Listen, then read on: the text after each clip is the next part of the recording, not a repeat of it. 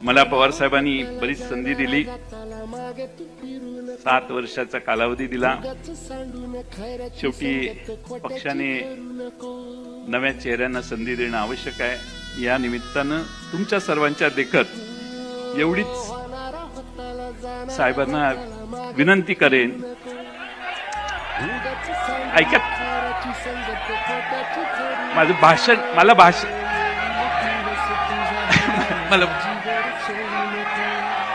आगे बढ़ेंगे, तुम बैठो।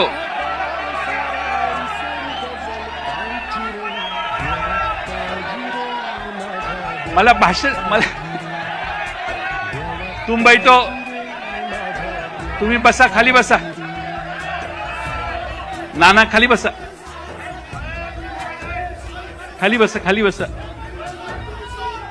नाशिककरांनी खाली बसावं।